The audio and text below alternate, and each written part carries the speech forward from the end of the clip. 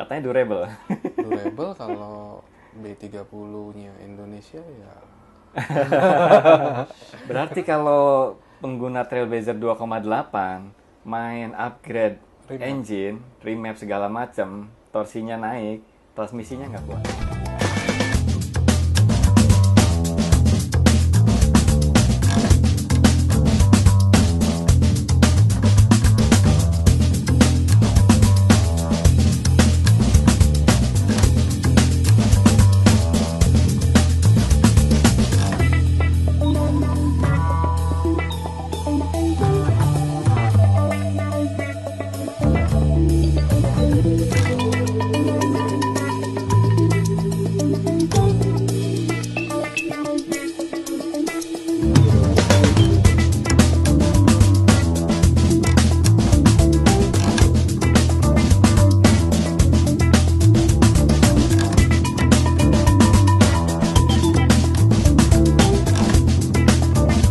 Halo Mbak, Halo. apa kabar? Kabar baik.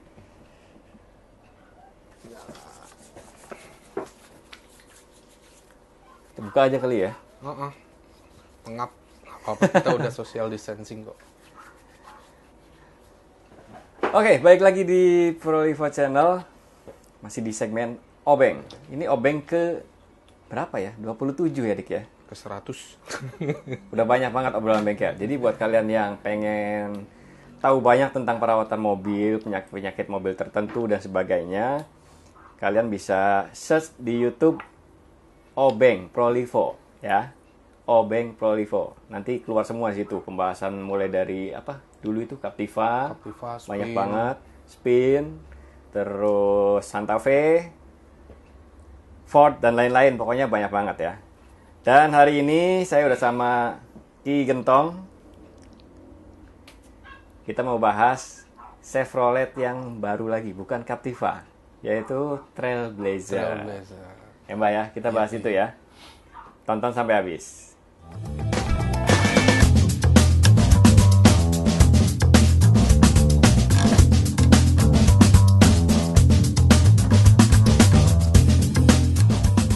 Chevrolet Trailblazer. Ini menarik banget dan banyak banget yang request tentang ini, Mbak. Oke. Trailblazer ini kan beda ya, gede, gagah gitu ya. Beda sama Captiva. Yes. Jauh.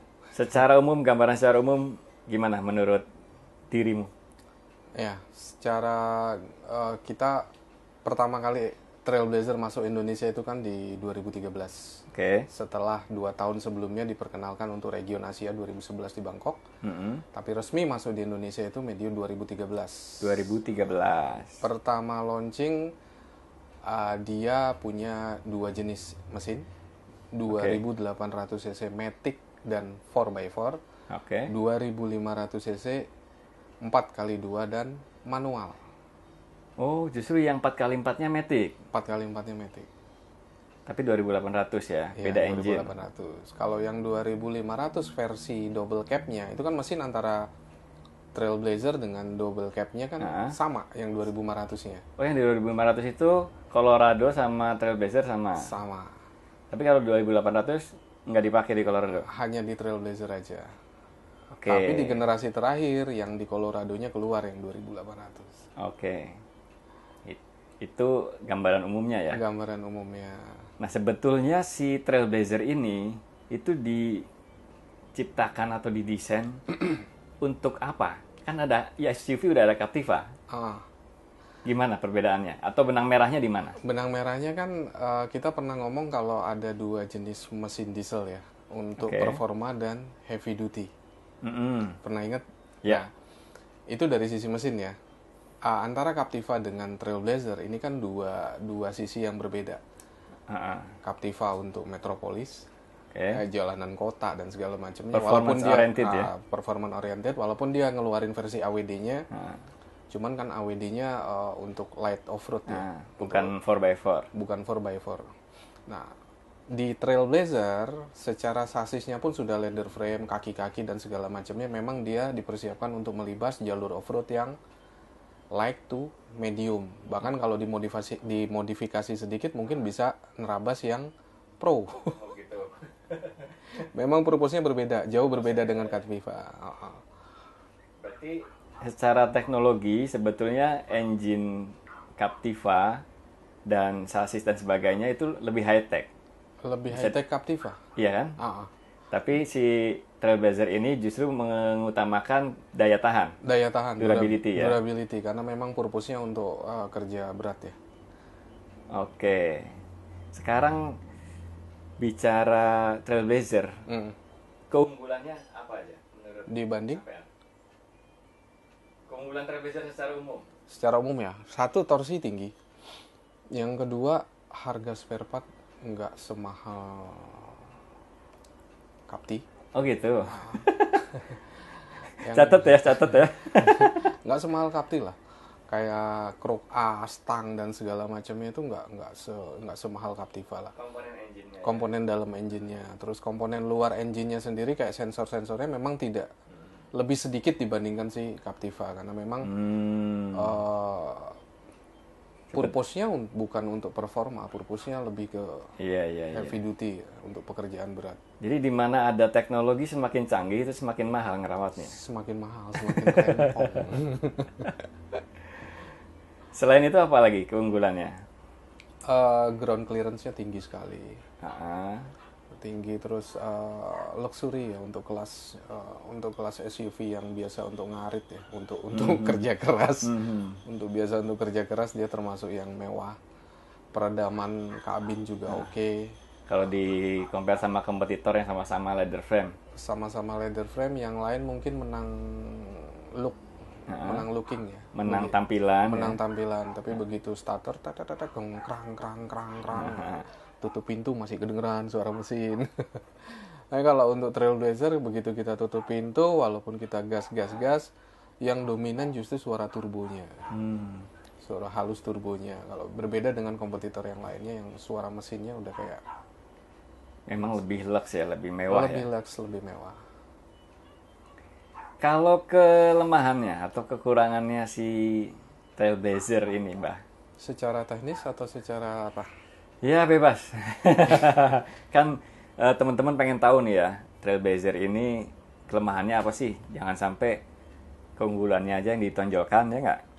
Kita bahas kelemahannya. Kelemahannya karena badannya segede badak, gede banget. Jadi ketika kita melewati jalanan yang row-nya kurang lebih 6 meter untuk 2 jalur, kita agak susah. Oh, kurang fleksibel ya. Kurang fleksibel. Karena dibanding kompetitor pun dia beberapa senti lebih lebar dan lebih panjang. Oh gitu. Yes. Sesama leather frame pun. Sesama leather frame pun, dibandingkan merek sebelah itu beberapa senti lebih lebar. Lebih lebar ke samping, lebih panjang ke belakang. Jadi ketika kita nemuin jalan Yang sempit. 6 row lah ya, row 6 meter ya, panjangnya 6 meter, terus dua jalur, agak kagok ya, kalau yang nggak terbiasa bawa mobil lebar gitu. Yang pertama itu, yang kedua maintenance ya, untuk maintenance lebih sering kerusakannya Trailblazer itu di sistem injeksi bahan bakar. Sistem injeksi. Baik Loh, itu. katanya durable. Kenapa? Katanya durable. Durable kalau B30-nya Indonesia ya. Karena rata-rata pakai B30. Ada beberapa yang setia dengan Pertadek, tapi yang versi double cap itu kan kebanyakan pakai B30. Di maintenance di sistem bahan bakar. Sistem bahan bakar, low pressure dan segala macam. Terus handling. Handling, radius putarnya pendek ya.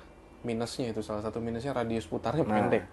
Nggak cocok buat ibu-ibu ya. Nggak cocok. Jadi kalau mobil Susah lain- parkir. Susah parkir. Jadi kalau mobil lain mungkin 1 kali muter dapat, dia butuh 2 kali puter, maju mundur. Even di compare sama kompetitor. Ya.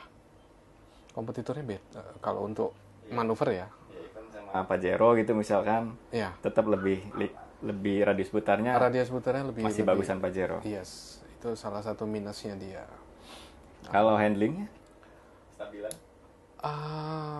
Kalau terbiasa pakai Chevrolet jenis apapun, feel-nya sama. Gitu. Feel-nya sama. Walaupun ini kita bicara leather frame yang sasisnya jauh mungkin ya, secara ini, tapi kurang lebih dengan Captiva ya 11-14 lah, nggak terlalu 11-12 tapi 11-14. Dibilang deket banget enggak, tapi feel-nya mirip-mirip ya, mirip juga bawanya.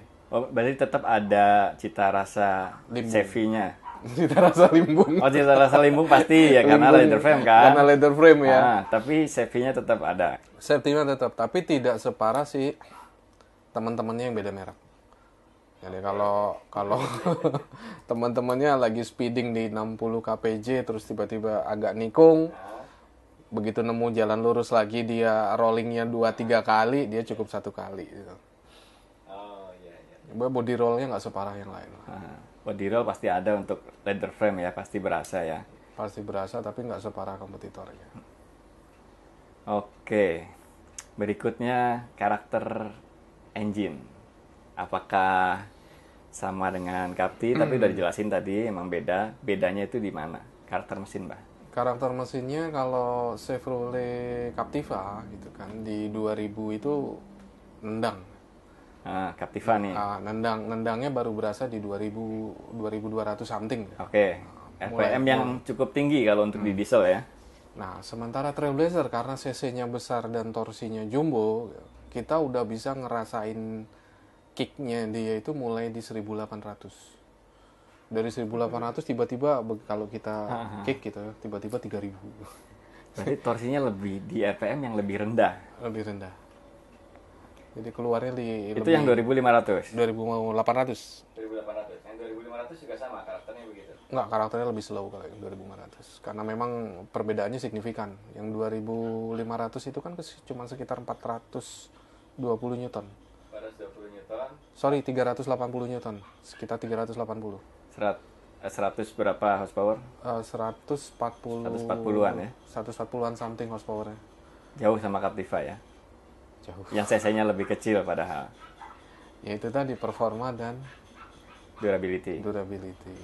Tapi kalau diversuskan head to head secara durability, perawatan Trailblazer dan Colorado tidak harus serumit Captiva yang dengan segala jamu-jamuannya dan segala macamnya. Mengenai perawatan Colorado Trailblazer, penyakitnya apa aja, kita bahas di episode berikutnya ya. Sekarang kaki-kaki, Mbak. Karakternya gimana si Trailblazer ini, kaki-kaki? Kaki-kakinya Trailblazer ini ada satu yang bisa dibilang pandemik ya. Jadi kaki sebelah kiri ketika belok itu pasti bunyi tok, tok, tok. Ketika belok penuh atau Belok penuh. Jadi ketika belok penuh tok. Kalau kayak ball joint patah. Oh gitu. Beberapa juga ada yang mengeluhkan ketika beloknya baru putar setengah atau seperempat setir itu udah bunyi tok. Setelah kita cek itu ada dua masalah. Yang pertama over fender tapi bagian dalam. Oke. Inner fendernya itu bersentuhan dengan ban. Karena beberapa hal. Yang kedua dia ball joint-nya ada limiter. Oh, ball joint ada? Ada limiter beloknya. Oh gitu. Jadi ketika sudut beloknya dapat dia bunyi tok tok. Berarti itu nggak masalah dong? Nggak masalah, cuman bagi beberapa orang yang tidak terbiasa pasti datang, Pak ini bunyi tak tok tak tok tak tok. Kita cek kaki-kaki, nggak ada apa-apa gitu. Beberapa lainnya lagi memang ada yang dari bushing shock breaker. Tapi karakter kaki-kakinya sendiri ini gimana? Badak nggak? Dia double wishbone. Kalau pernah lihat Blazer early yang zaman tahun 97, SOAC, DOAC dan lain-lain, mirip. Double wishbone, jadi ball joint atas, ball joint bawah. Cuman yang berbeda adalah di stabilizer. Kalau di Blazer stabilizernya dari satu rangka ke rangka lain jadi satu dengan besi panjang. Nah kalau si Trailblazer itu ada link stabilnya satu gitu. Link stabil dari shock, ini baru link yang besinya panjang. Yang membedakan hanya itu aja. Tapi overall dia tangguh banget. Tangguh. Sangat Apalagi kalau di-compare sama Capti. Coil, dia spring coil loh ya. Shock breakernya itu ada pernya lagi. Selain shock biasa dia ada pernya lagi. Mirip Mac Peterson tapi kayak independent shocks itu apa sih namanya yang bisa dinaikin turunin tuh bisa anak off-road. Oh, kayak coil over ya? Ya, kayak coil over modelnya. Oke. Nanti bisa lihat deh di sana. Oke. Terus transmisi karakternya gimana? Yang manual dulu. Untuk transmisi yang manual 5 speed Saya untuk manufakturnya kita nggak begitu tahu. Untuk yang manual, ini perawatannya agak lumayan. Lumayan apa? Lumayan murah. Coupling set Colorado dan Trailblazer manual itu harganya 16 juta. Jadi kita kan ada kontrak dengan beberapa perusahaan yang mereka punya double capnya, begitu masuk masa peremajaan. Coupling set, dua double clutch, double clutch ya. Ya harganya segitu. Lumayan. Jadi pada saat kita ngerawat salah satu customer kita yang kebetulan overhaul karena kilometernya sudah tinggi, nah kelebihannya couplingnya dia usia. Walaupun dia mahal tapi usianya panjang. Oke. Tapi karakter perpindahan gigi, jarak antar giginya itu gimana? Pernah ngerasain nggak? Rasio. Manual Rasionya sih nggak separah Blazer lama ya. Kalau Blazer lama kan gigi satunya mirip crawler, gigi duanya gigi kasar, gigi tiganya sedan. Gitu. Kalau ini 1, 2, 3-nya proporsional. Masih agak rapat ya? Agak rapat, proporsional. Nggak terlalu crawler, nggak terlalu rapat, nggak terlalu inilah. Berarti catatannya akselerasinya masih dapat. Catatannya cuma di harga couplingnya. Ya, harga couplingnya. Kalau yang manual kita dihadapkan dengan harga couplingnya. Kalau yang matic kita dihadapkan dengan perawatan berkalanya. Nah, yang matic sendiri gimana? Karakter nih? Dia sebetulnya sama ya kayak Captiva sama Chevrolet lain yang beredar di Indonesia. Dia karakter maticnya dia pakai Hydramatic. Kalau GM itu disebutnya Hydramatic. Dan yang maticnya ini itu sama persis dengan versi BMW. Oke. Kalau di BMW disebutnya itu ya, Steptronic ya. Steptronic. Kalau di sini itu sebetulnya Hydramatic bikinan GM, cuman saya nggak tahu yang di versi BMW-nya seperti apa. Berapa speed kalau di Trailblazer? Trailblazer 6 speed. Dia pakai 6L karena L itu longitudinal dari penggerak belakang. Longitudinal penggerak belakang dia pakainya 6L50. 6L50. 50-nya berarti torsinya. Oh gitu, maksimum torsi. Maksimum torsinya. Seperti sama kayak Captiva 6T, 45, 6T, 55 dan seterusnya. Berarti kan maksimum torsi 500 Nm atau angka 50 itu apa? 50 itu torsi, 500 Nm. 500 Nm. Sedangkan aktual 2800 cc tadi kan berapa? 500 Nm. 500. Oh, di pas ya. Berarti kalau pengguna Trailblazer 2,8 main upgrade engine, remap segala macam, torsinya naik, transmisinya nggak kuat. Sejauh ini sih kita belum menemukan matic Trailblazer rusak ya karena tidak sebanyak Captiva yang masuk ke sini gitu. Hanya di angka 20-30 unit yang masuk gitu. Jadi kita belum nemuin kerusakan matic. Iya, tapi gambaran angka 50 itu kan maksimum torsi. Biasanya. Oke gitu, transmisinya Trailblazer. Tapi asik ya dia ya, respon ya. Respon. Seperti yang lain-lainnya. Kelebihannya maticnya Hydramatic ini kan loss powernya kecil sekali dibandingkan sebelah-sebelahnya. Gitu. Merek-merek sebelah. Jadi, apalagi torsinya 500 Nm. Terakhir Mbah, electrical gimana? Trailblazer nggak ada isu? Nggak ada, hampir nggak ada isu. Ada beberapa cuman karena usia aja sih ya. Karena rata-rata yang masuk sini kilometernya tinggi-tinggi loh. 200.000. Iya pasti lah mobil tempur ya. 250.000, mobil tempur semua kan. Kadang kebanyakan double cab. Kalau mobil yang Trailblazer-nya kilometernya masih low lah, di bawah 150.000. Di angka 70 sampai 100.000. Tetap tipikalnya lebih tinggi dari Captiva. Tipikal apanya nih? Ya, misalkan tahun sekian Trailblazer rata-rata udah di atas 100.000 gitu kan. Iya. Kalau ya itu tadi durability, kalau Captiva di bawah 100.000 aja kan rata-rata sudah gentong. Kalau Trailblazer cenderung bebas ya. Beberapa kali kita lihat yang kilometernya tinggi-tinggi. Wah, keren juga nih mobil. Ada salah satu yang kontrak dengan kita tuh 317.000 kilometer. 317.000 kilo. Datang ke sini memang sudah masanya servis besar, jadi di overhaul. Parking semuanya ganti. Padahal sih sesungguhnya 250.000 kilometer seharusnya kalau by manual, tapi dia datang ke sini udah 300.000 something. Baru melakukan peremajaan. Ya, Jadi artinya durability-nya kan keren. durable ya. Durable banget, keren. Jadi electrical nggak ada isu ya. Electrical hampir nggak ada. Jadi satu kata untuk Trailblazer. Jos. Oke, sekian dulu pembahasan perkenalan mengenai Trailblazer. Berikutnya kita bahas lebih dalam mengenai perawatan, spare part, dan sebagainya. Pantengin terus Proliva Channel.